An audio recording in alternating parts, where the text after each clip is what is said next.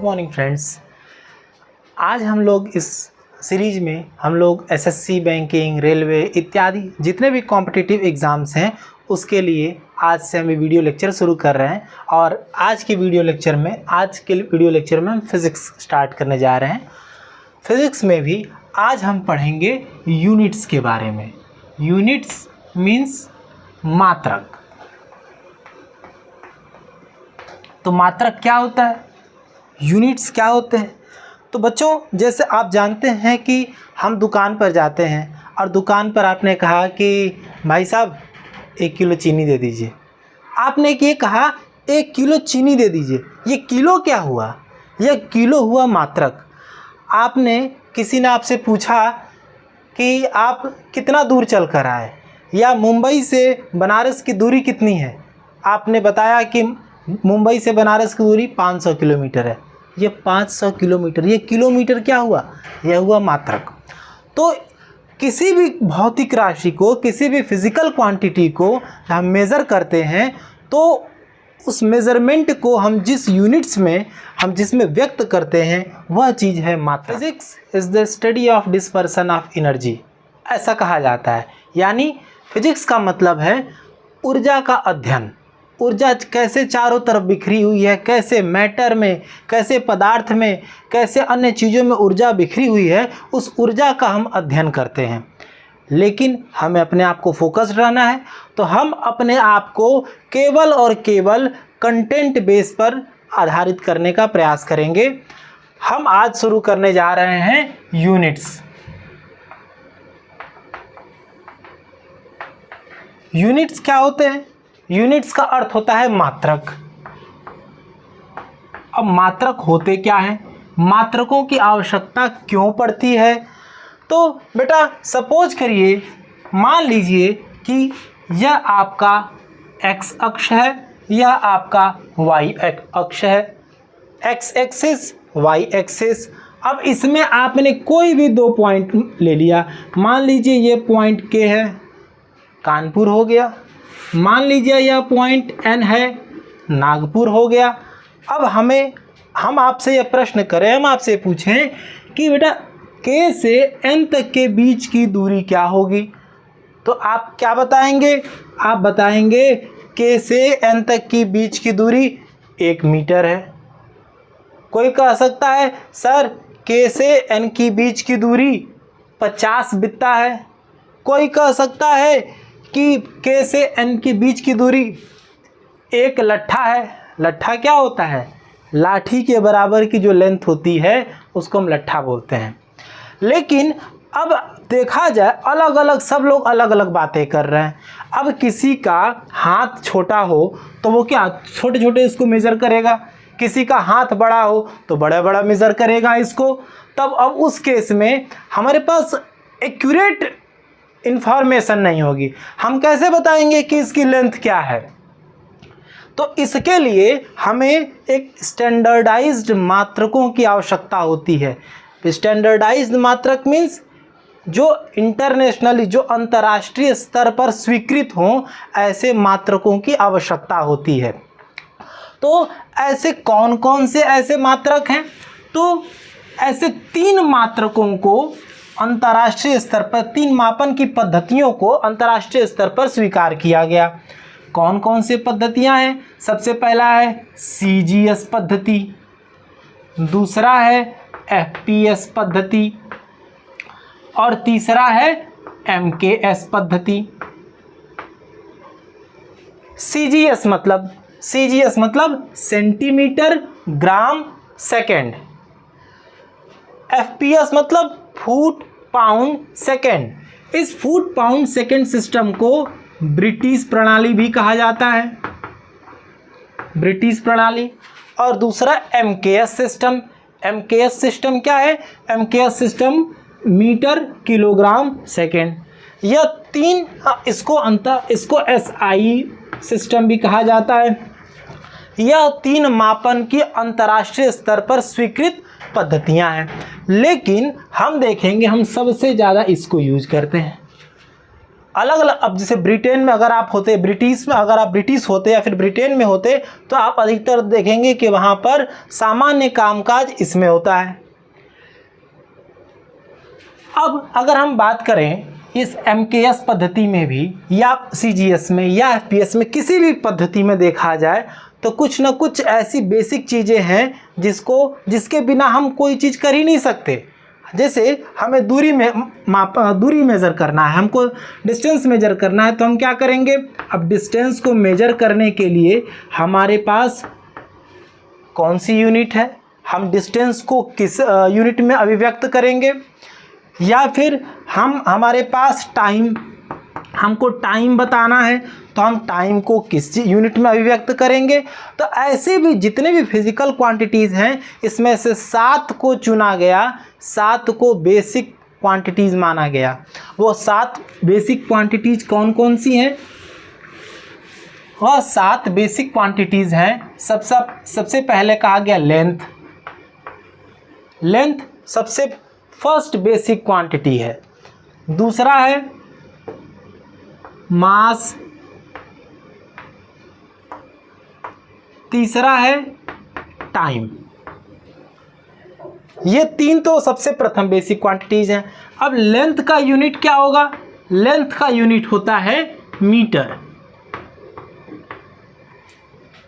और इसको डिनोट कैसे करते हैं, इसको प्रदर्शित कैसे करते हैं? इसको प्रदर्शित करते हैं स्मॉल m से।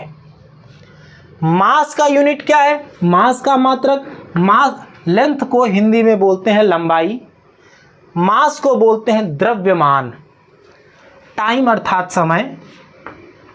मास को हम मेजर करते हैं किलोग्राम में, और इसका सिंबल क्या है, इसका चिन्ह क्या है? केजी।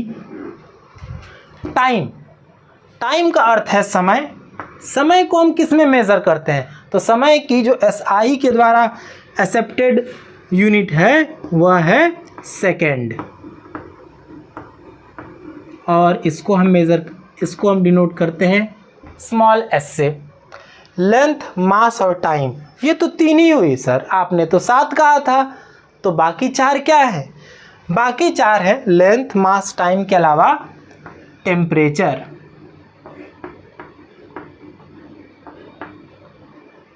टेम्परेचर के भी कई स्केल्स हैं, जैसे आप फ़ारेनहाइट स्केल पर मेज़र करिए तापमान को, या फिर आप सेल्सियस स्केल पर तापमान को मेज़र करिए, लेकिन SI पद्धति में टेम्परेचर को हम व्यक्त करते हैं केल्विन स्केल में, और इसका सिंबल है capital K। Length, mass, time, temperature. इसके अलावा हो गया आपका अमाउंट। अमाउंट का क्या मतलब है? किसी पदार्थ की संख्या। अब किसी पदार्थ की संख्या का क्या मतलब है? इसका ये मतलब है कि अगर हम एटम की बात करते हैं तो कितने नंबर ऑफ एटम्स, अगर हम मॉलिक्यूल की बात करते हैं तो कितने नंबर ऑफ मॉलिक्यूल्स। तो अमाउंट का मात्रक है, अमाउंट को हम प्रदर्शित करते हैं, व्यक्त करते हैं मोल में, और इसका मात्रक है मोल। सिंबल मोल है, बस ई का ही फर्क है। इसके अलावा ये 5 चीजें हुई। अब इसके अलावा छठवां है आपका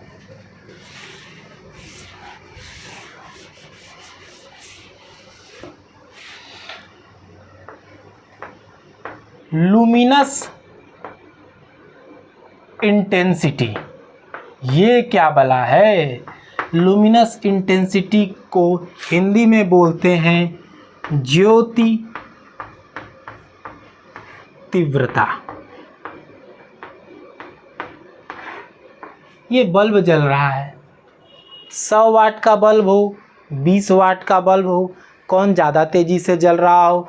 50 वोल्ट पर जल रहा हो कि 500 वोल्ट पर जल रहा हो, कौन ज़्यादा तेज़ी से जल रहा होगा? तो जो बल्ब आपको ज़्यादा तेज़ी से जलता महसूस होगा मतलब उसकी लुमिनस इंटेंसिटी अधिक है। जो बल्ब कम तेज़ी से जल रहा होगा यानी उसकी लुमिनस इंटेंसिटी कम है। तो लुमिनस इंटेंसिटी तीव्रता मापता है, और इसको व्यक्त करने का जो यूनिट है वो है कैंडेला। कैंडेला, और इसको हम इसका चिन्ह है CD। और लास्ट है करंट, इलेक्ट्रिक करंट। हिंदी में कहा जाए तो इलेक्ट्रिक करंट का अर्थ होता है विद्युत धारा। विद्युत धारा का मात्रक क्या है? विद्युत धारा का मात्रक है एम्पियर। और मुझे तो लगता है यह शब्द सभी ने सुना होगा, एम्पियर। एम्पियर धारा का मात्रक है। इसको हम किससे डिनोट करते हैं? इससे हम डिनोट करते हैं कैपिटल A से। तो आपने देखा 7 भौतिक राशियां हैं। कौन कौन सी? Length, mass, time, temperature, amount, luminous intensity और इलेक्ट्रिक करंट। ये 7 भौतिक राशियां हैं। अब ये सातों एक दूसरे पर निर्भर नहीं करते, ये सातों एक दूसरे से इंडिपेंडेंट हैं। इंडिपेंडेंट का मतलब हम किसी भी एक को किसी भी दूसरे के रिस्पेक्ट में व्यक्त नहीं कर सकते, हम लेंथ को टाइम के रूप में व्यक्त नहीं कर सकते। इसलिए ये सातों के सातों को बोला गया फंडामेंटल क्वांटिटीज, मूलभूत राशियां कहा गया है इनको। अब मूलभूत राशियां हो गई, तो मूलभूत के अलावा भी क्या कोई दूसरा होता है? बिल्कुल होता है। यूनिट्स में एक आपने पढ़ा फंडामेंटल। फंडामेंटल में आपने 7 राशियां पढ़ी, 7 फिजिकल क्वांटिटीज। फिजिकल क्वांटिटीज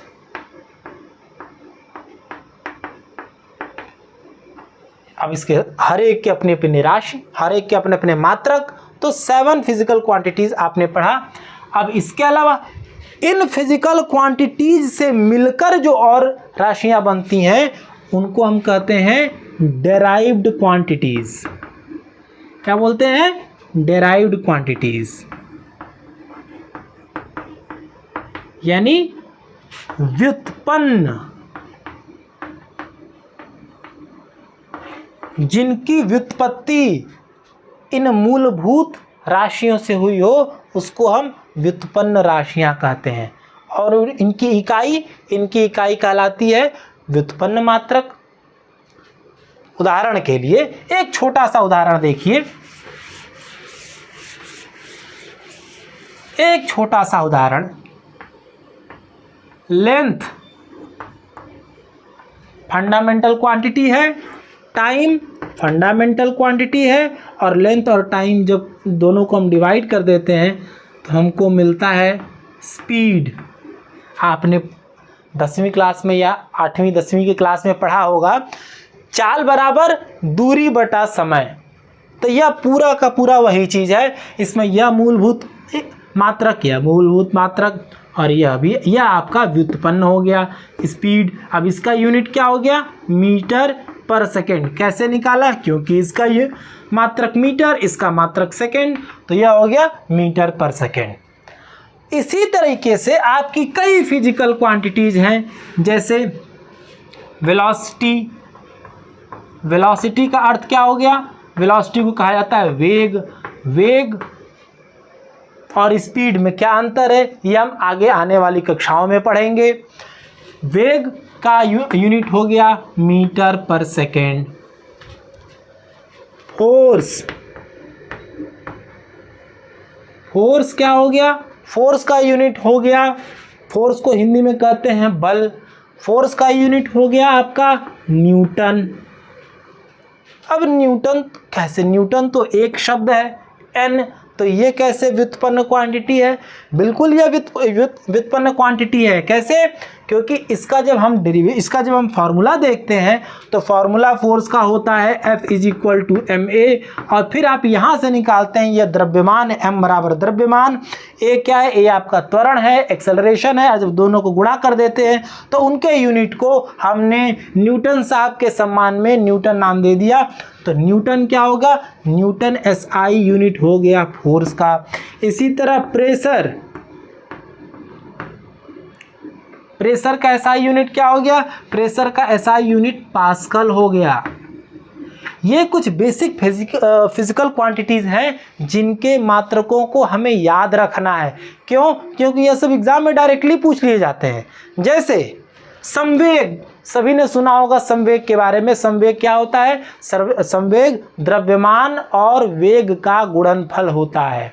अब आपसे पूछ दिया जाए संवेग का एसआई मात्रक क्या होगा? संवेग को इंग्लिश में बोलते हैं मोमेंटम।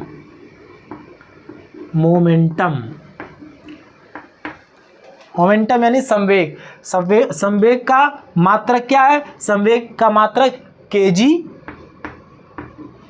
मीटर प्रति सेकेंड संवेग का मात्रक हो गया। इसी तरीके से आप अन्य चीज़ों के भी मात्रक देख सकते हैं। जैसे एक सबसे बेसिक क्वांटिटी है एनर्जी। जैसा कि मैंने इस क्लास के शुरुआत में ही बोला, फिजिक्स क्या है? फिजिक्स ऊर्जा का अध्ययन है। तो ऊर्जा का मात्रक क्या है? ऊर्जा का मात्रक है जूल। यहाँ तक तो सारी बातें ठीक हैं। सारी एसआई यूनिट्स जो बेसिक क्वांटिटीज़ हैं, बेसिक राशियाँ हैं, उनका आपने एसआई यूनिट देख लिया।